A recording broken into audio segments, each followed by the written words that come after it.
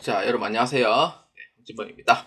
자, 이번 제5강, 제2편입니다. 재정과목의 2의 자산부채 자본에 대해서 한번 보겠습니다. 예정은 15강까지로 돼 있고요. 5강부터 이제 15강까지.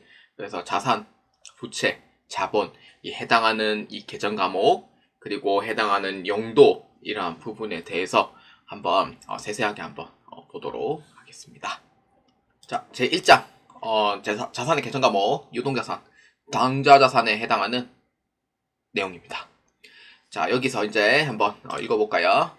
유동자산이라 함은 1년 이내에 현금화 가능한 자산을 의미한다. 그렇죠. 1년 이내에 현금화가 가능한 자산은 유동자산을 뜻합니다. 근데 1년을 초과해서 현금화 가능한 자산 뭐였죠? 그렇죠. 유동이 아니다 해서 뭐죠? 비유동 자산이라고 얘기를 했었고, 자산은 하나의 나의 재산이라고 이제 얘기를 한 바가 있죠. 그래서 당좌 자산 부분 파트입니다. 자, 그래서 유동 자산은 또 이제 여기서 세분화하면은 당좌 자산과 재고 자산으로 또 구분하고요. 그래서 자산은 미래의 경제적 효익을 가져온다고 했었죠. 수익을 가져오는 재산입니다. 그렇기 때문에 이번에 이제 당좌자산에 대해서 한번 보도록 하겠습니다. 그래서 이거는 암기하는 게 아닙니다. 여러분들 이해하는 그 내용과 그 원리 그리고 흐름에 대해서 한번 보아주시면 매우 감사합니다. 자, 그렇기 때문에 오늘의 파트는 이 당좌자산에 해당하는 내용이고요. 유동자산에 해당하는 이 부분을 두 개의 강의를 나눠서 한번 해보도록 하겠습니다. 자, 여러분들 흐름을 잘 따라오시길 바랍니다. 자, 우리는 이제 유동성 배열법이라는 부분을 배웠죠. 재무상태표의 작성 방법 중 유동성 배열법, 즉 유동성 배열법 뭐였죠? 현금화가 가장 빠른 순이었다라고 보면 되는 거죠. 그렇기 때문에 제일 첫 번째, 현금 및 현금성 자산에 대한 설명입니다. 한자어입니다. 자, 현금 및 현금성 자산은 유동성 배열법 중 현금화가 가장 빠르다. 그래서 현금 및 현금성 자산에 관련된 개정 과목 및 종류에 대해 배워보기로 합니다. 그래서 자금에 이제 해당이 되죠. 그래서 우리는 이 현금에 대한 부분, 현금성 자산에 대한 이 자금에 대해서 한번 배울 거고요. 여러분들 실무에서 특히 이제 자금 쪽으로 하시는 분들 계시죠? 이 부분 내용 정말로 중요한 내용이다. 이렇게 보아주시면 됩니다. 그래서 현금 및 현금성 자산은 현금, 당좌예금, 보통예금, 만기가 3개월 이내에 현금화 가능한 자산으로 분류된다. 이 부분 매우 중요한 내용입니다. 자, 여러분들 현금이라고 하면은 뭘 얘기를 하냐라고 했을 때 이제 그냥 현금을 얘기를 하는 거고, 현금성 자산은 이제 어떤 거냐? 이제 현금과 유사한 자산, 즉 당좌, 예금, 그 다음에 보통예금, 그 다음에 취득일로부터 만기가 3개월 이내인 뭐 현금화 가능한 자산, 뭐 이렇게 이제 분류되고 있습니다. 그렇기 때문에 이 세 개의 개정 과목, 현금, 당좌예금, 보통예금은 현금의 3대장이라고 불러요. 근데 이제 실무에서는 이제 주로 이제 어떤 걸 많이 쓰냐면은 99.9%가 보통예금을 이제 쓰고 있고요. 당좌예금은 이제 옛날 사람들이 아니면 사실상 당좌예금은 거의 쓰고 있진 않아요. 그렇기 때문에 당좌예금은 거의 실용도가 없다고 보시면 되고, 실무에서. 그래서 0.1%는 그 현금 시제 때문에 그래서 현금을 쓰고 있다고 보시면 됩니다. 그래서 비율은 보통예금이 압도적으로 많다, 이렇게 이제 보시면 되겠고요. 그렇기 때문에 이제 현금 및 현금성 자산을 하나하나씩 한번 보겠습니다. 자, 현금입니다. 현금은 여기에 줄 거면 돼요. 통화를 의미한다. 그렇죠. 이제 통화는 어떤 거냐면은 지폐, 주화를 이제 뜻하고요. 그래서 현금 대신 사용 가능한 대용 증권도 존재한다. 여기까지 읽어주면 돼요. 그리고 이제 제가 이제 적은 건데, 현금은 실무에서 소액 현금 지출인 경우에는 사용합니다만 그 외에는 사용할 일이 없어요. 그러니까 100만원, 요새는 지갑에다가 100만원짜리를 넣고 다니는 그런 시대가 아니잖아요. 요새는 뭐 체크카드 있고 신용카드 있고, 그러니까 현금 쓸 일이 거의 없는 거예요. 요새는 뭐 인천 가봐요. 인천 가면은 버스 타면은 뭐가 있어요? 현금 없는 버스라는 게 존재하잖아요. 요새 현금 거의 안 쓴단 말이에요. 그렇기 때문에 그래서 현금을 쓸 일은 거의 없고요. 그래서 이제 만약에 현금이 들어왔다, 입금되었다, 그럼 어디에? 차변에 입력을 하고, 현금이 나갔다, 그럼 어디에? 대변에다가 기입을 합니다. 자, 이거 중요한 내용 두 가지가 있습니다. 그래서 첫 번째로 중요한 부분, 그 다음에 두 번째로 중요한 부분. 이거는 꼭 이해해 주시길 바라고요. 그러니까 현금은 여러분들이 쓰는 그런 현금이 맞아요. 그래서 이제 지폐 주화라고 되어 있는데, 주화는 어떤 거냐면은 10원짜리 뭐예요? 다보탑, 50원짜리 벼, 그 다음에 100원짜리 누구예요? 이순신 장군, 500원짜리 뭐예요? 학이죠. 그러니까 이런 부분의 주화. 지폐는 1000원짜리 누구예요? 율곡이. 5000원짜리 누구예요? 태계이왕. 그 다음에 만원짜리 누구예요? 그렇죠, 우리 한글을 만드신 세종대왕. 그 다음에 5만원짜리 누구예요? 사임당, 신사임당. 이렇게 있죠. 그러니까 이게 이제 지폐 주화로 쓰는 거고, 현금 대신 이용 가능한 대용 증권은요, 한자어를 대자는 대신하다 라는 뜻이고요, 용자는 사용하다는 뜻이에요. 그러면은 이거를 이제 직역을 하자면 어떤 거냐면은 현금 대신 사용 가능한 증권이라고 불러요. 현금 대신 사용 가능한 증권, 이렇게 돼요. 이해되시죠? 그래서 이거를 이제 어떤 거냐면은 개정 과목은 현금으로 처리한다 라고 보아주시면 됩니다. 그래서 이 밑에 내용을 한번 상세하게 한번 설명해 보도록 하겠습니다. 자, 그래서 회계 처리는 다음과 같다. 그래서 어떤 거, 예를 들어서 상품 1000원에 구입하고 대금은 현금으로 지급하였다. 현금으로 지급했다라는 뜻은 나는 돈 줬다라는 의미가 돼요. 그래서 돈이 나갔어요, 들어갔어요? 내 돈이 나갔다는 거죠. 내 돈이 나갔다는 거는 차변에 기록해요, 대변에 기록해요? 그렇죠, 위에서 얘기했듯이 대변에다가 기록을 하더라, 이렇게 보면 되는 거죠. 그러니까 돈 들어온 거는 차변, 돈 나간 건 대변, 계속 이제 똑같은 얘기를 계속 하는 거죠. 그럼 여러분들이 이제는 조금은 이제 이해를 했을 거라 저는 생각합니다. 그렇기 때문에 대변에 현금 1000원으로 처리를 하고요.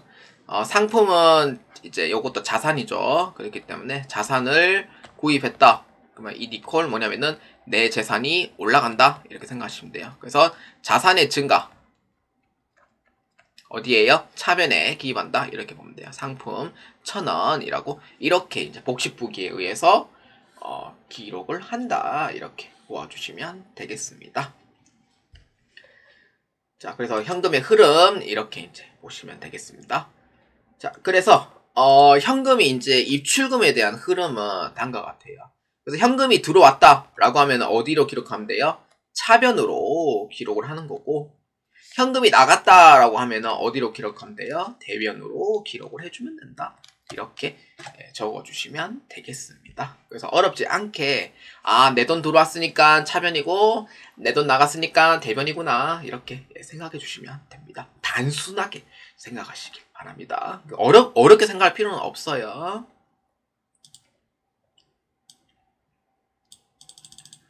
자, 그래서 우리는 이제 현금에 대한 설명을 했으면은 아까 얘기했듯이 현금을 대신 쓸 수 있는 증권이 있었다고 제가 설명했었죠. 그래서 통화 대용 증권이라고 합니다. 이건 한자어입니다.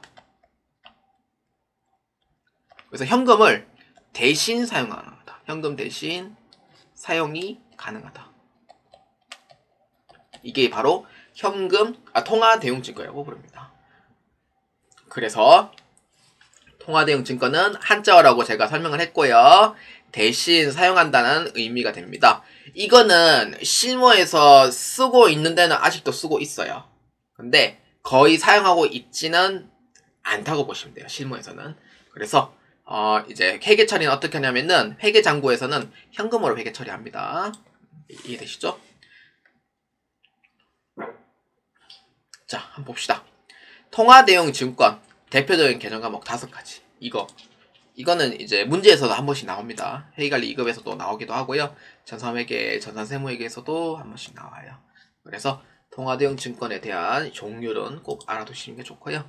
한 번에 이해하기는 힘들어요. 그렇기 때문에 한번 볼까요? 자기하수표입니다.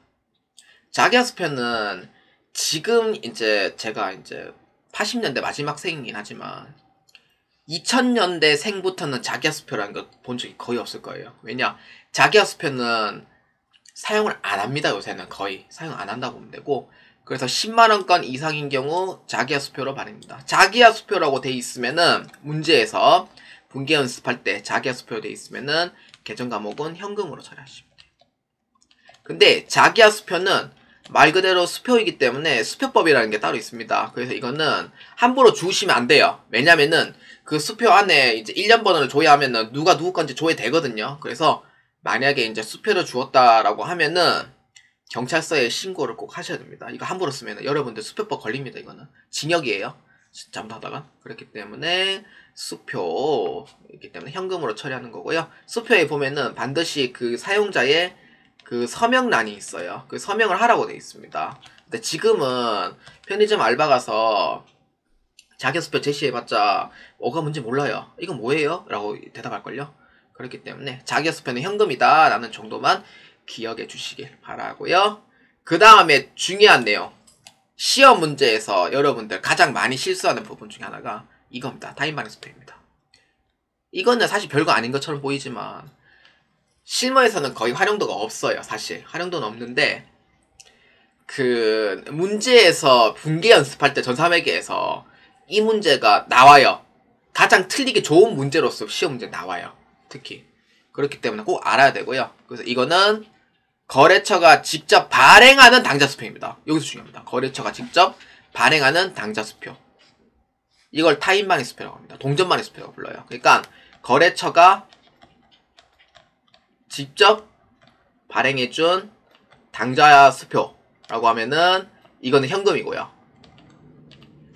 그 다음에 이거를 타 거래처에서 이제 주는 수표라고 하면은 이거는 당좌예금입니다.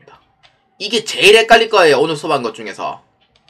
그래서 이렇게 생각하면 돼요. 내가 직접 주는 수표다 이러면은 현금. 이거 받아놨는 수표 이거 줄게요 라고 하면은 이건 당좌예금. 이렇게 생각하시면 됩니다. 자, 그 다음에 이제 우편 환증서입니다. 우편 환증서는 이제 우체국 가면 돼요. 우체국 가서 그 우편 환증서라는 내용을 이제 쓰라는 란이 있거든요. 거기서 메시지까지 적으라고 해요. 그거를 이제 송금해 주는 게 우편 환증서라고 보시면 돼요. 근데 예전에는 이제 결혼식이라든지 축의금 할 때 우편 환증서를 많이 이용을 했었어요. 근데 우편 환증서를 쓰면은 받는 사람 입장에서는 그 돈을 직접 받을 수 있는 게 아니고 우체국까지 가서 다시 그거를 돈으로 받아야 돼요. 그래서 번거롭습니다. 의외로. 그렇기 때문에 그래서 우체국 축의금 보낼 때 이제 많이 사용되는 게 우편 환증서고요. 현금입니다. 수수료는 들어가요. 수수료 3,000원. 그 다음에 공사채 만기 이자표 국세 환급 통지서입니다. 세금 돌려받는 거 국세 환급 통지서. 그래서 국세 등을 환급하는 경우 이거는 다 현금으로 처리한다라고 봐주시면 돼요. 그래서 이 종류는 꼭 알아두시길 바라고요. 특히 제일 중요한 부분은 타임바ring 수표를 꼭 헷갈리지 않도록 조심해 주시길 바랍니다. 자, 그래서 이제 주의사항이 또 있어요. 뭐냐면은 선일자 수표, 수입인지, 우표는 통화대용증권이 아니므로 회계 처리 시 주의한다. 그러니까 만약에 문제에서 다음 중 현금 및 현금성 자산 또는 통화대용증권으로 해가지고 이제 올바른 금액이 아닌 것은 이렇게 물어볼 수도 있고, 이제 이거를 함정카드를 이제 많이 걸어놓는 거죠. 트랙카드 해가지고 함정카드 많이 걸어놓는데, 특히 이제 선일자 수표, 수입인지, 우표는 선인자 수표는 어음으로 취급해요. 받으러음, 수입인지는 통신비, 우표는 또 통신비로 처리를 합니다. 그래서 통화대응 증권이 아니기 때문에 이러한 부분에서는 포함시키면 안 된다. 즉 현금으로 처리하면 안 된다라는 부분을 조심해 주시길 바랍니다. 자, 그 다음 세 번째입니다. 요구불 예금입니다. 당좌예금과 보통예금입니다. 이 부분 별표칩니다. 여러분들이 99.9% 실무에서 활용되는 내용입니다. 실무에서 활용된 내용이고, 당좌예금과 이제 보통예금인데, 당좌예금부터 한번 설명해 볼까요? 당좌예금은요, 한번 주로 한번 꺼볼게요. 은행과 당좌거래 계약을 맺어서 현금 대신 당좌수표를 발행하여 거래처에 지급할 수 있다 라고 돼 있습니다. 근데 이거는 그 시험 문제에서, 그러니까 분계 연습을 할 때 전산회계 쪽에서는 문제가 많이 나오는 문제이긴 한데, 실무에서는 활용도가 거의 제로예요. 제로기 때문에 쓸 일이 거의 없어요. 근데 실무에서는 당좌수표를 쓰는 거는 제가 진짜 회사 재직 다니면서 딱 한 번 봤고요. 어떤 거냐면은 가계수표라는 게 있어요. 가계수표. 가계수표는 어음으로 취급합니다. 그렇기 때문에 가계수표는 사용한 경우를 몇 번 봤지만 당좌수표를 사용하는 일이 거의 없어요. 다시 이거를 현금으로 또 바꿔야 되기 때문에 번거로워요. 엄청나게. 그렇기 때문에 안 쓴다 보시면 돼요. 그러니까 실제 실무에서 안 쓴다 보면 되고, 당좌수표라는 게 뭔지도 모르는 사람들이 대다수예요. 엄청 대다수예요. 그렇기 때문에 거의 쓰지 않는다라고 보면 돼요. 요새는 현대시대는 거의 카드로 이제 결제를 많이 하다 보니까 이게 시대 흐름이 좀 바뀌었어요, 사실. 그래서 당좌수표는 그냥 문제에서만 그냥 당좌 예금으로 그냥 처리하면 되고, 그냥 이거는 그냥 이러한 형태의 수표다라는 것만 보시면 돼요. 그래서 이거는 위키백과에서 좀 이제 퍼왔고요. 그래서 이제 당좌수표가 만약에 입금이 된다라고 하면은 돈 들어왔잖아요. 그럼 차별에 기입하고, 당좌수표 발행했다. 이건 주는 거예요. 그렇기 때문에 돈 나갔죠. 그래서 대변에 기입한다. 이 정도만 보시면 돼요. 그래서 아마 여러분들 실무에서 볼 일은 거의 없다 보시면 돼요. 이거는. 그래서 문제에서만 개정 과목이 당좌 예금으로 처리한다라는 정도만 보아주시면 됩니다. 그래서 이거는 그냥 한번 그림으로만 보아주시면 됩니다. 자, 그 다음에 보통예금입니다. 이거 정말 중요합니다. 보통예금. 여러분들 당좌 예금보다는 보통예금이 제일 중요해요. 그렇기 때문에 보통예금은 뭐예요? 통장입니다. 자유로운 이출금이 가능한 통장입니다. 그래서 보통예금이라고 불러요, 이거를. 그래서 요구불예금이라고 아까 제가 얘기를 했잖아요. 자세하게 설명하자면은 요구불예금은요, 끊어서 보시면 돼요. 요구불예금. 그러니까 요구라는 뜻은 아시다시피 요구하다, 그러니까 뭐 요청하다 라는 의미를 갖고 있잖아요. 한자어죠. 근데 불은 뭐예요? 아니다 라는 뜻이에요. 불은 파이어 아닙니다. 아니다는 뜻이에요. 로라는 뜻이에요. 예금은 뭐예요? 이제 말 그대로 예금이에요. 그래서 이거를 한자어를 이렇게 해서 해석하자면은 뭐냐면은 예금을 요구하는 게 아니다 라는 뜻이에요. 그러니까 돈 빼려면은요, 돈 빼려면은 이제 요구불 예금 같은 경우에는 돈 빼려면은, 그러니까 이런 거죠. 여러분들 예를 들어서 ATM기를 가요. ATM기 가면은 여러분들 뭐만 알면 돼요? 비밀번호만 알면 되죠. 비밀번호만 알면은 출금이 가능해요. 이게 뭐예요? 이게 요구불 예금이에요. 그러면은 반대로 ATM기를 요구를 한다고 했을 때, 요구한다 했을 때 뭘 요구를 하겠어요? 개인 같은 경우에는 뭘 요구하겠어요? 신분증 요구하겠죠. 만약에 요구한다 했을 때 ATM기가, 자, ATM기 딱 넣어요. 자, 그러면은 어느 기능을 이용하시겠습니까? 이러면은 예금 출금을 해요. 그럼 예금 출금할 때 신분증을 스캔해주세요. 이렇게 얘기하면은 뭐예요? 신분증 스캔해가 해야 돼요. 번거로워요, 안 번거로워요? 번거롭죠. 이게 요구예금이라는 거예요. 이런 게. 그러니까 없죠. 사실 ATM기 이런 기능은 없는데, 요구예금이라고 하면은 개인은 신분증 요구한다고요. 그러니까 본인이 아니면은 못 빼는 걸로 이제 이렇게 생각하면 되고, 그러면 신분증 훔쳐가고 그냥 스캔하면 되겠네요. 가능하죠. 그래 가능하죠. 그렇죠. 가능하겠죠. 그러면 만약에 얼굴 인식까지 기능을 한다, 2단계 인증으로. 실제 이거 유튜브 가면은 그런 비슷한 거 있죠. 공인인증서를 20단계까지 요구하는 곳, 뭐 그런 드라마가 있어요. 유튜브 가면은. 그런 거랑 비슷하다 생각하면 돼요. 요구예금이. 그럼 만약에 법인 같은 경우에는 뭘 요구하겠어요? 법인의 대표자 신분증하고 인감 요구를 하겠죠. 이게 요구예금이라고.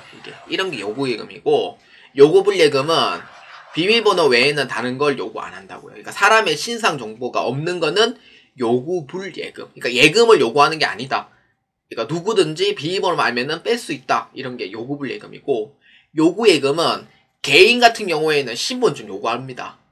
요구 신분증 요구하고, 법인인 경우에는 신분증, 인감도장, 그 다음에 법인 인감증명서, 그 다음에 법인 등기부 등본 이거 다 요구한단 말이에요. 이게 요구예금이에요. 이해되시죠?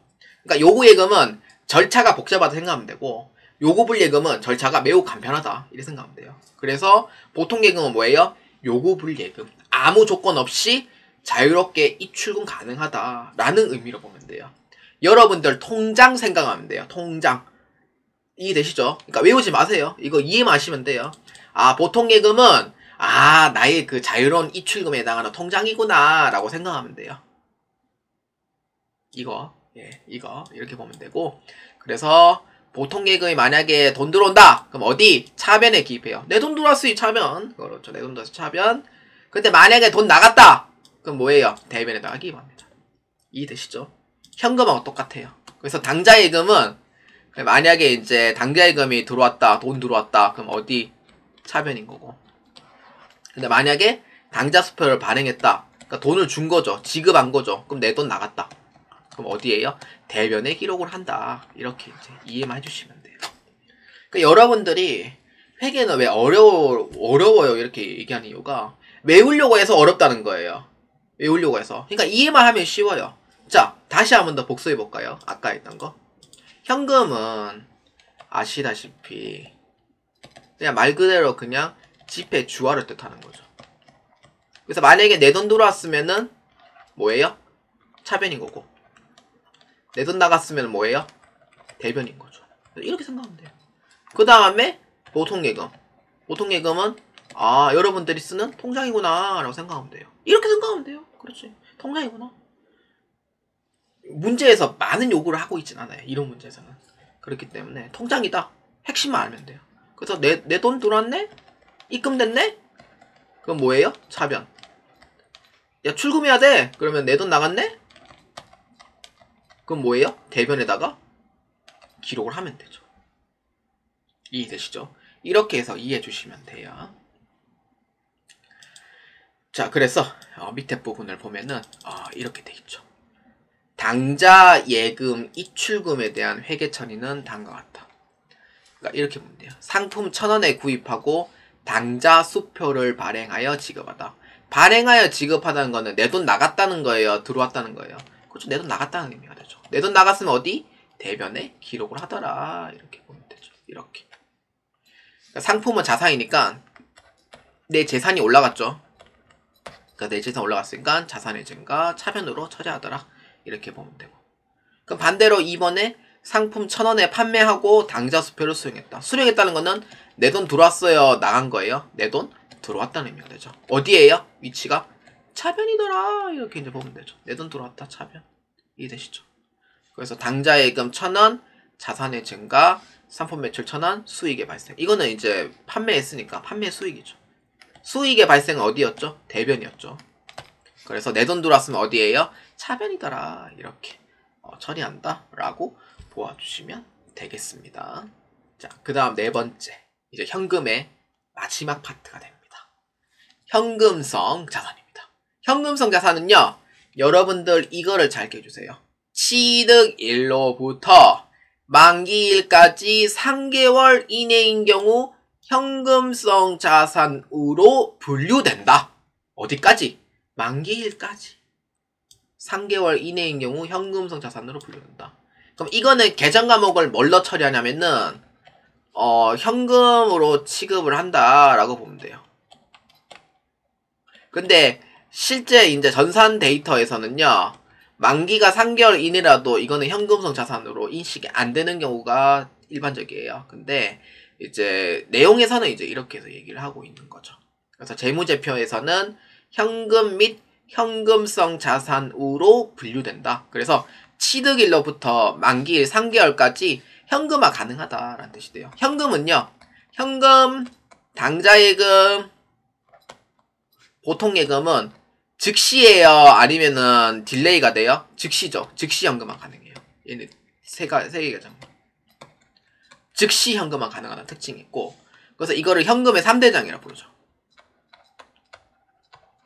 현금의 3대장은 얘를 뜻합니다. 현금, 당좌예금, 보통예금. 세 가지 뜻하는 거고, 그래서 이거를 이제 취득일로부터 만기일이 3개월 이내다라고 하면은 이거는 이제 현금성 자산이라고 불러요. 현금성 자산. 그러니까 즉시 현금은 안 돼요. 이거는 즉시 현금화는 안 되는 거고, 그러니까 이거는 이제 현금으로 가능한 시점이다라고 이제 판단을 그냥 한다, 이렇게 봐주시면 돼요.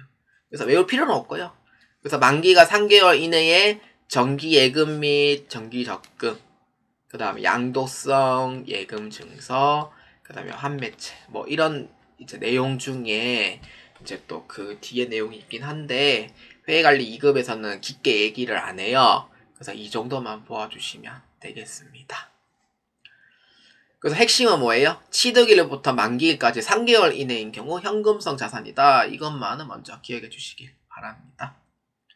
자, 그러면은 우리는 이제 현금에 대해서 이제 한번 복수해 보자면은, 현금이라는 부분은 현금, 당좌예금, 보통예금 이렇게 설명하고 있더라, 이렇게 보면 돼요.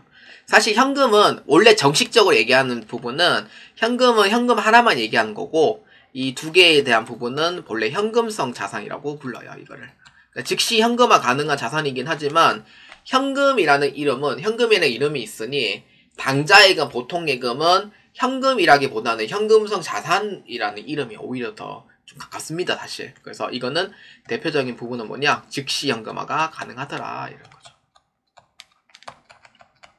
그래서 제일 많이 쓰는 부분이 보통예금 제일 많이 쓰인다라는 부분 잘 기억해 주시고요. 안에 상세 내용도 여러분들 외우려고 하지 마시고 핵심만 잘 기억해 주세요. 현금은 지폐, 주화라는 부분을 잘 기억해 주시고, 당좌예금은 당좌, 수표 이런 부분 잘 기억해 주시고, 보통예금은 통장이구나 이렇게 생각하시면 돼요. 통장. 그러니까 이런 핵심을 잘 기억해 주시면서 그 다음부터 하나하나씩 이해해 주시면은 아마 충분히 다 하실 수 있다 생각합니다. 자, 이제 두 번째 파트입니다. 단기 투자자산입니다. 단기 투자자산은 단기 금융상품. 자, 여기 줄 한번 꺼볼까요? 정기예금, 정기적금, 단기 매매증권, 단기 대여금으로 분류됩니다. 그러니까 단기 투자자산은요, 단기란 뜻이 이제 몇 년이라고 생각하면 돼요? 1년 이상일까요? 1년 이내일까요? 맞습니다. 1년 이내를 뜻하죠. 1년 이내에 말 그대로 투자하는 자산, 이렇게 이제 끊어서 보시면 돼요. 끊어서. 그러니까 저는 여성새로 일하기 센터라고 2년 동안 이제 강연 경력이 있다고 했잖아요. 그래서 수업할 때는 이렇게 끊어서 수업을 해요. 제가 끊어서 이제 보시라고. 그러면 이해가 빨라요. 복습할 때도 이해가 빠르고요. 단기 투자자산은 한자어기 때문에 1년 이내에 투자하는 자산이라고 보면 되고, 그래서 이거 세부적으로 봤을 때는 정기예금, 정기적금, 단기 매매증권, 단기 대여금으로 분류된다, 이렇게 봐주시면 돼요. 이 계정 과목 밑에는 밑에 상세하게 설명을 할 테니 단기 투자자산은 이 세 개의 계정 과목이 있구나 라고 생각해 주시면 돼요. 그래서 이제 여기에 이제 핵심을 이제 보면 되죠. 1년 이내에 투자 목적으로 투자자산과 다른 점은 1년 이내에 투자하고 돈을 받는 목적의 단기 취득 목적입니다. 이거는. 그래서 1년 이내의 투자 목적은요, 이거는 단기 취득이에요. 단기 취득. 그러니까 치고 빠지는 방법 있잖아요. 우리 그 단타 생각하시면 돼요. 주식 용어로 봤을 때 단타 생각하시면 되고, 그래서 치고 빠지고 빠지는 이제 그러한 기술을 단타라고 부르잖아요. 조금이라고 오르면 바로 파는 거. 그러니까 이게 단타라고 생각하시면 돼요. 약간 뭐 단타는 뭐 쫄보들이 많이 하는 짓이라고 생각할 수 있지만, 저는 그렇게 생각 안 합니다. 이것도 하나의 투자의 기술이라고 생각해요, 저는. 그렇기 때문에 단기 취득은 단타라고 부르고, 그 뒤에 장기인 경우에는 투자 자산으로 비유동 자산으로 분류된다는 차이점이 있어요. 그러니까 이거를 정리하자면 이렇게 돼요. 자, 예를 들어서 주식이다. 주식을 투자한다. 투자를 했을 때 두 가지 갈래를 물어보는 거죠. 단기입니까? 이렇게 단기입니까? 라고 물어보면은 yes 라고 하면은 뭐예요? 단기 매매증권, 이렇게 이제 분류를 하는 거고, 그 다음에 단기입니까? 라고 했을 때 no 이러면은 뭐냐면은 장기 투자가 되는 거죠. 이렇게 이제 생각하시면 돼요. 그래서 투자를 할 때 단기입니까? 라고 하면은 유동자산. 단기가 아니다 이러면은 장기 투자, 즉 투자 자산이라고 생각해 주시면 됩니다. 그래서 이거는 처음에 헷갈릴 수도 있지만 단기냐 장기냐에 따라서 좀 분류가 다르다 라는 정도만 봐주시면 되겠습니다. 자, 그래서 자, 본격적으로 한번 단기 금융 상품부터 한번 시작해 볼까요? 정기예금, 정기적금입니다. 이거는 이제 기업에서 이제 일정 돈이 있을 때 가입을 좀 유도하는 경우가 좀 많아요.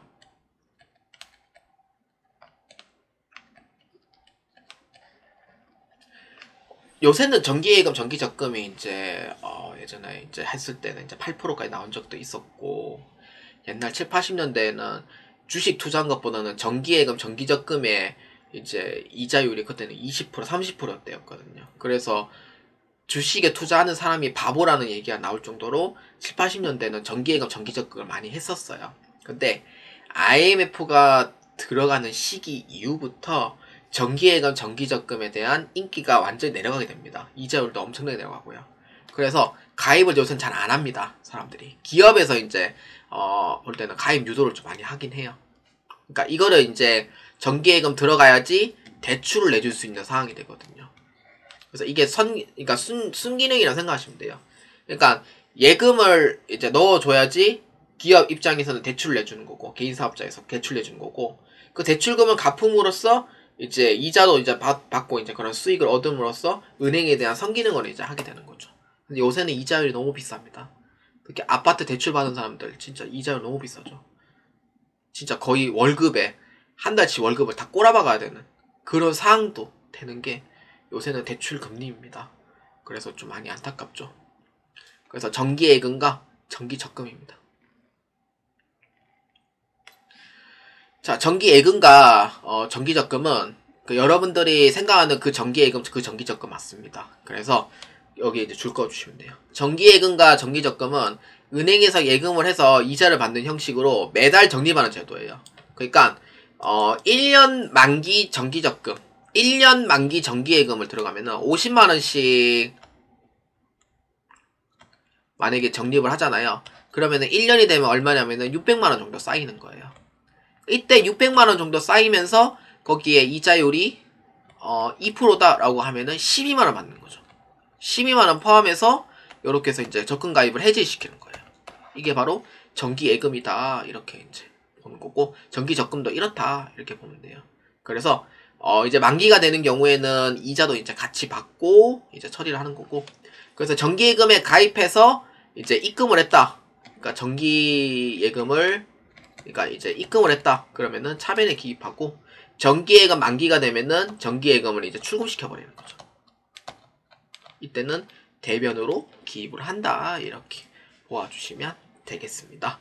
그래서 어렵진 않아요. 정기예금 가입하고 이제 정기예금이 들어왔다라고 하면은 차변. 정기예금 만기가 돼서 이제 해지시키겠다라고 하면은 대변. 이렇게 처리하시면 됩니다.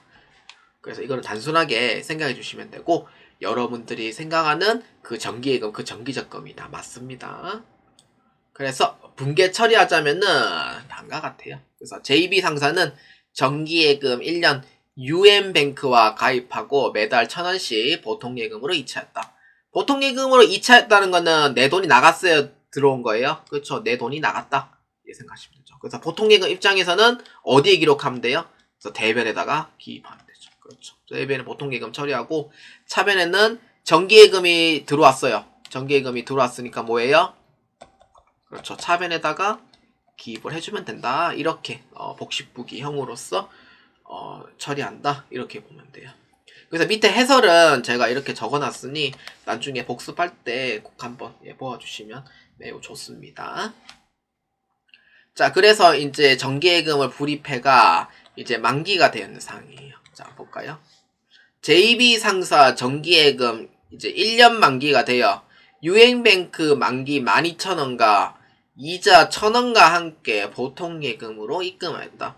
보통예금 입금했다는 거는 내 돈이 들어왔어요? 나갔어요? 내 돈 들어왔죠? 그럼 어디에 기록해야 돼요? 그렇죠. 차변에다가 기록을 한다. 이렇게 보면 되죠. 그래서 내 돈 들어왔으니까 보통예금이 13,000원 차변에다가 기록을 하게 되고, 이제 만기가 이제 12,000원 됐죠. 뭐예요? 정기예금을 이제 내 빼는 거죠. 그래서 정기예금 아웃 시켜버린 거예요. 내 정기예금 나갔어요. 뭐예요? 대변에다가 처리하면 돼요. 그래서 정기예금 12,000원. 근데 뭐랑 받았어요?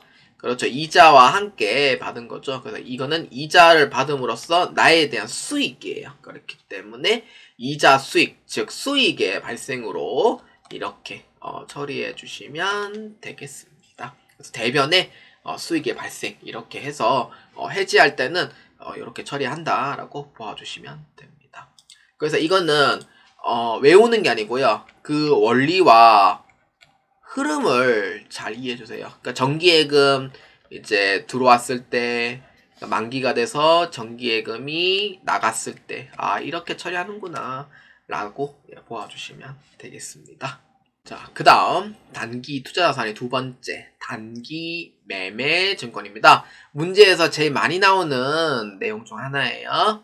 저도 모의고사 때 이 문제 많이 냈었거든요. 그렇기 때문에 문제 많이 나오니까 꼭 잘 기억해 주시고요. 자, 단기 매매 증권은요, 말 그대로 끊어서 보시면 돼요. 단기 매매 증권. 자, 단기란 뜻은 아까 몇 년 이내죠? 그렇죠. 1년 이내에 매매는 뭘까요? 그렇죠. 여러분들이 아시는 그 매매. 사고 파는 거. 사고 파는 것. 매매. 그럼 증권은 뭐예요? 그냥 주식을 생각하시면 돼요. 주식 등 이렇게 생각하면 돼요. 그러면 이거를 해석하자면 뭐예요? 1년 이내에 주식 등을 사고 파는 거예요.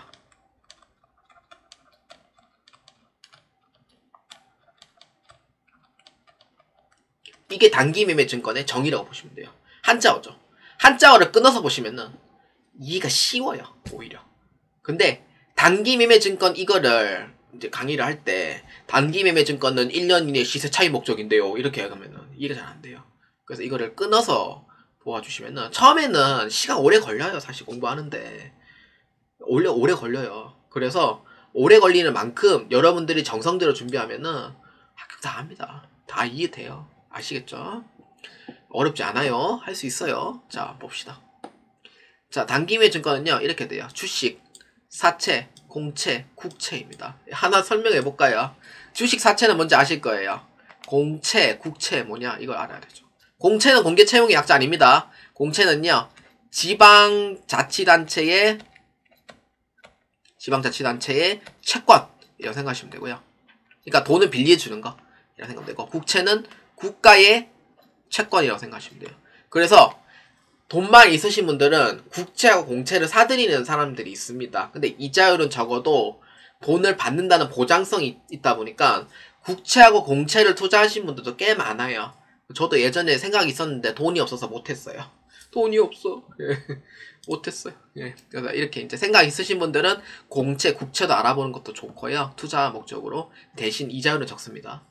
그래서 1년 이내에 시세 차익 목적으로 투자하는 경우입니다. 아까 얘기했었죠. 1년 이내 주식 등을 사고 파는 것. 이게 1년 이내 시세 차익 목적으로 투자하는 경우. 뭐라 했어요, 제가? 1년 이내 시세 차익 목적으로. 주식 용어로 뭐죠? 단타 친다고 했었죠. 단타.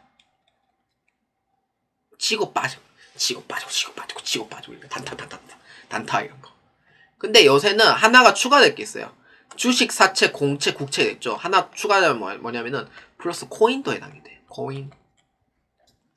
예전에 이제 트럼프 대통령 취임하고 나서 이제 비트코인이 막 1억 5천만 원 이상까지 올라갔죠. 근데 저도 예상을 안 한 건 아닌데 솔직히 코인에 투자를 하고 싶지는 않아요. 저는 솔직히 말해서. 근데 저는 트럼프 대통령이 이제 취임이 될 거라고 생각을 했었기 때문에, 근데 비트코인이 이 정도까지 올라갈 줄은 생각도 못했어요. 근데 많이 올랐죠. 지금 얼마인지 모르겠는데 코인 자체를 안 봅니다. 저는 이제는. 그래서 그거에 따른 뭐 도지코인도 엄청 올라갔죠. 그래서 이제 그러한 부분에 코인도 단타를 친다면은 이것도 단기 매매 증권도 해당이 됩니다. 그래서 여기서 가장 중요한 내용이 있습니다. 이거 중요합니다. 단기 매매 증권 취득 시 수수료 비용은 별도 처리합니다. 이거 정말 중요합니다. 나중에 그 취득할 때 부대 비용 설명하겠지만 얘가 유일하게 따로 비용은 따로 처리해요. 나머지는 다 포함인데 얘만 유일하게 따로 처리합니다. 그래서 이거 잘 기억해 주시고요. 그래서 처분할 때 수수료 비용은 이제 직접 차감합니다. 이거는 직접 해보시면 알 거예요. 그러니까 이거는 흐름만 알아두시고요. 이제 취득 처분에 대해서는 밑에 한번 설명해 볼게요. 자, 그래서 그림으로 이해하기 쉽도록 일러스트를 딱 해놨는데, 투자자는 이제 1,000원에다가 이제 투자를 해요. 그러면은 단기 매매 증권이잖아요. 단기 매매 증권이 들어와요. 그럼 어디에요? 차변에 기록을 하죠. 그러면 주식 코인이 올라갔어요. 내 처분한 거죠. 1,500원 처분했어요. 그러면은 단기 매매 증권은 있어요? 없어져요? 나갔죠. 나갔으면 어디에요? 그렇죠. 대변에다가 처리하시면 돼요. 이렇게 처리하는 거예요. 그래서 이러한 흐름이다 라고 봐주시면 돼요. 그래서 이거는 기간이 언제예요? 1년 이내에 시세 차이 목적인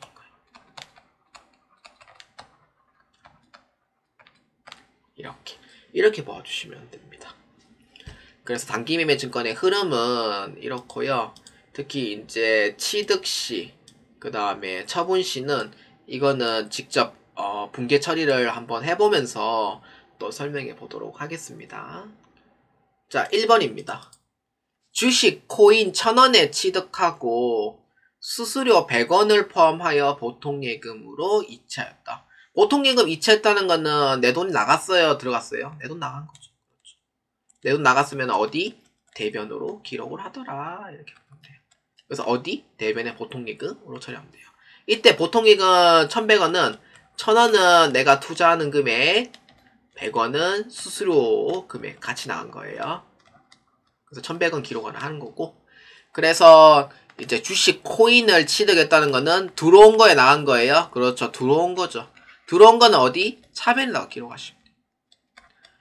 자, 단기 매매 증권에 투자하기 위해서 난 들어왔다. 그러니까 난 이제 투자판 이제 들어온 거예요. 어디? 차변으로 처리를 하는 거죠. 그래서 단기 매매 증권 1,000원 내 취득을 했으니, 투자했으니 차변으로 이렇게 처리하는 거예요. 자, 내 재산 들어왔죠. 그래서 차변이에요. 수수료 비용 어떻게 냈어요? 아까 책에서 따로 처리를 한다라고 돼 있죠. 그 단기 매매 증권은 수수료를 따로 처리합니다. 그래서 이렇게 비용으로 처리하면 돼요. 수수료 비용 100원, 비용의 발생으로 처리하시면 돼요. 비용의 발생은 차변입니다. 돈 나가는 부분이 대변이기 때문에 비용은 차변으로 기록을 하는 거예요. 그래서 이렇게 처리한다 라고 보아주시면 됩니다. 자, 그래서 이제 첫 번째는 투자를 했고요. 두 번째는 이제 여기에 처분하게 됩니다. 자, 2번을 봅시다. 주식 코인 1,000원에 취득하였으며 1,500원에 처분하여 수수료 100원 제외하고 보통 예금으로 수령하였다. 자, 이거는 이제 중요한 부분이 처분했을 때 수수료가 있어요. 여러분들 그 주식 코인을 했을 때 수수료 확인하는 사람 몇 없을걸요. 돈 받는 금액만 확인하지. 수수료가 있다는 부분은 처분 시 수수료가 무조건 있고요. 그 다음에 투자 시 수수료도 무조건 있습니다. 이중으로 부과합니다. 근데 내가 투자할 때 수수료는 비용 처리를 한다고 아까 배웠었죠. 근데 처분 시 수수료는 비용 처리를 안 합니다.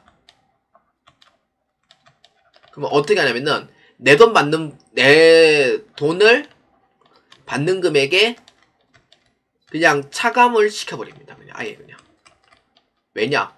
뭐 저도 이거를 왜 내 돈 받는 금액에 차감시키냐면은 비용으로 처리하나 어차피 그 돈 받는 거나 거기서 거기니까 그냥 네 돈 받는 금액에서 그냥 차감시키라 이 뜻인 거예요. 그런 의미로 해석하면 됩니다. 너 돈 받는 금액에서 그냥 차감시켜라 이런 뜻이에요. 야, 비용을 해가지고 네 단기 순이익 내려갈 바에 그냥 돈 받는 금액에서 직접 빼라 이거예요. 금액도 얼마 안 되는데. 이런 의미로 해석하시면 됩니다. 그래서 이게 중요합니다. 사람들이 이 내용에서 제일 많이 헷갈려하고 제일 많이 틀립니다. 처분했을 때 어떻게 처리하냐. 그걸 사람들이 잘 생각을 잘 못한 경우가 많아요. 그래서 자, 주식 코인에 1,000원에 취득했다고 돼 있죠. 그럼 이제 1,500원에 처분한 거예요. 그러면은 단기 매매 증권은 나갔어요, 들어갔어요. 이제 나는 이 주식판에서 퇴장을 한 거죠. 그래서 주식판에서 퇴장을 한 거예요. 그럼 나간 거죠.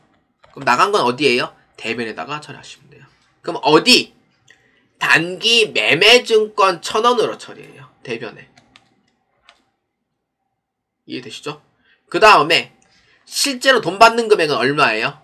원래는 1,500원 받을 예정인데 수수료 비용 어떻게 한다 했어요?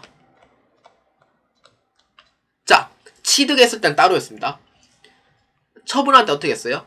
내 돈 받는 금액에서 직접 빼라고 돼 있죠. 그렇기 때문에 수수료 비용은 100원 빼버립니다. 그래서 얼마 받냐면은 1,400원만큼만 처리하게 돼요. 그러니까 처분했을 때 아까 얘기했죠. 어차피 수수료 빼고 돈 받을 거 그냥 여기서 그냥 빼라. 단기 귀찮게 그냥 비용 처리하지 말고 이런 의미로 아까 해석을 했었고, 그냥 이왕 받는 거 그냥 수수료 빼고 그냥 세게 처리해라 라는 뜻이에요. 그래서 직접 빼고 1,400원. 그래서 그럼 여기서 이제 대차 평균의 원리에 의해서 400원이 대변에다가 빕니다. 비어버려요. 그럼 어떻게 처리하면 돼요? 차변에 1,400원, 대변 1,400원 맞춰야 되니까 뭐예요? 처분하는 과정에서 나는 400원만큼 어떻게 됐어요? 더 많이 받았어요? 더 적게 받았어요? 더 많이 받았죠. 그렇기 때문에 이익이다 라고 봐주시면 돼요. 그래서 끊어서 보시면 돼요. 단기 매매 증권을 내가 처분했는데 이익 봤어요? 손해 봤어요? 이익 본 거죠. 그래서 대변에 단기 매매 증권 처분 이익이라고 처리합니다. 그래서 대변에 400원만큼 처리하시면 됩니다. 이거는 수익의 발생입니다.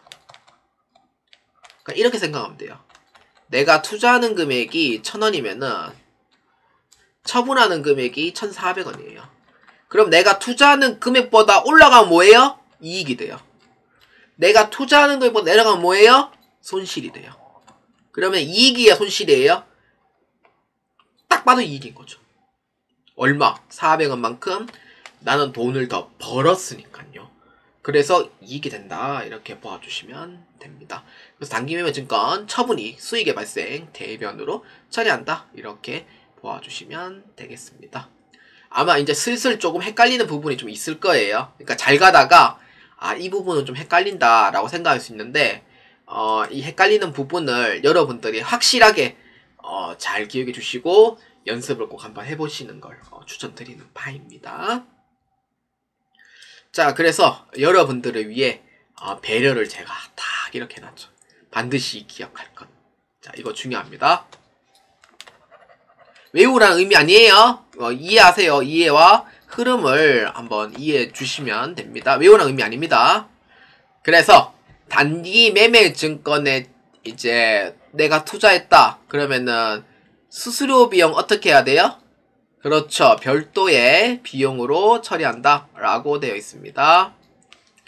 그 다음에 단기 매매 증권 처분할 때는 돈 받는 금액에서 어떻게 해야 돼요?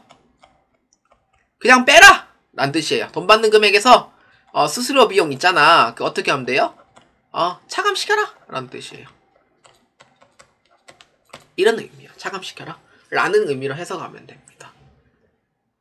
좀 쉬운 내용은 아닌데 많이 헷갈릴 거예요. 그러니까 머리로 이해는 될 건데 헷갈릴 거예요. 분명히. 헷갈릴 거예요. 그게 정상이에요. 그래서 처음에는 헷갈릴 거고, 그래서 이러한 부분을 확실히 알면은 아마 어렵지 않게 할 수 있습니다. 그래서 내가 투자하는 금액보다 많이 받으면은 이익, 투자 금액보다 적게 받으면은 손실입니다. 그래서 이러한 부분도 잘 기억해 주시길 바랍니다. 자, 2-3번 오늘 강의 마지막 파트입니다. 단기 대여금입니다. 단기 대여금은요, 아까 단기 매매 증권과 똑같이 끊어서 보시면 돼요. 단기 1년 이내에 대여란 뜻이 뭐죠? 렌탈이라고 또 생각하면 돼요. 빌려주다 라는 뜻이에요. 금은 뭐예요? 현금. 그럼 이거를 해석하자면 뭐예요? 현금을 1년 이내에 빌려주다 라는 의미가 돼요. 누가 빌려준 거예요? 내가 빌려준 거. 그러니까 대출받은 게 아니고 내가 빌려주고 나중에 이자랑 같이 돈 받는 거예요. 아시겠죠? 예, 상대방에게 돈 빌려준 거라는 뜻이 돼요. 그래서 한자어를 이렇게 딱 끊어서 적었어요. 단기 1년 이내에 대여 돈 빌려주다. 현금. 그래서 이걸 해석하자면은 1년 이내에 돈을 받은 목적으로 돈을 빌려주는 것을 의미합니다. 라는 뜻으로 해석하시면 됩니다. 그래서 돈 빌려줬어요. 그럼 이거는 이제 권리가 생긴 거죠. 그래서 받을 수 있는 권리는 차변입니다. 그러니까 아까는 이제 들어오고 나가고 설명했잖아요. 단기 대여금은 권리로 이제 설명합니다. 그래서 돈을 받을 수 있는 권리는 내 재산이 올라간 걸로 취급을 해요. 그러니까 앞에 위에 강의에서도 잠시 얘기했지만, 그러니까 돈을 받을 수 있는 권리는 내 재산이 올라간 걸로 처리하고요. 그 다음에 돈을 이제 받음으로써 권리가 상실하게 되는 경우에는 이거는 이제 받을 수 있는 권리가 끝난 거예요. 내 재산에서 내려간 걸로 취급합니다. 그래서 이거는 대변에다가 기입을 한다. 이렇게 봐주시면 돼요. 자, 그래서 단기 대여금 봤을 때 돈을 빌려줬다. 받을 수 있는 권리가 있다. 그래서 이거는 내 재산이 올라간 걸로 보고 자산이 증가로 처리해요. 근데 상대방이 이제 돈을 갚아줌으로써 나는 권리가 끝났다. 라고 하면은 뭐예요? 내 재산이 내려간 걸로 처리돼요. 뭐예요? 자산의 감소로 처리하면 됩니다. 이해되시죠? 자, 이렇게 처리해 주시면 됩니다. 자, 그래서 이런 의미예요. 채무자, 돈 빌려받는 분. 그러니까 이제 딱 전화를 걸죠. 그러면은 형님 잘 지내십니까? 요새 뭐 어디 지내시네? 막 형님 얼굴 안 본 지가 참 오래됐네.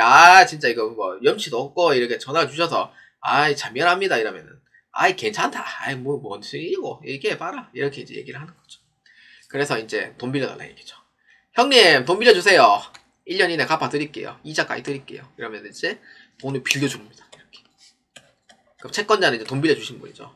아이고 우리 돈 빌려줄게. 계좌번호 써라. 이렇게 얘기합니다. 그래서 1년 이내에 돈 갚고 이자도 꼭 줘야 돼. 맞아. 의리 아니면 시차 아닙니까 형님? 뭐 이런 느낌. 이래 해가지고 그러면은 채권자는 단기 대여금이라는 부분에 이제 받을 수 있는 권리가 이제 생긴 거죠.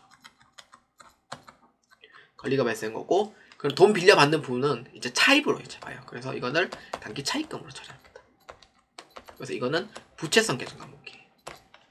그래서 이러한 사항이다라고 보아주시면 되겠습니다. 자, 그래서 분계 연습을 하자면 이렇게 됩니다.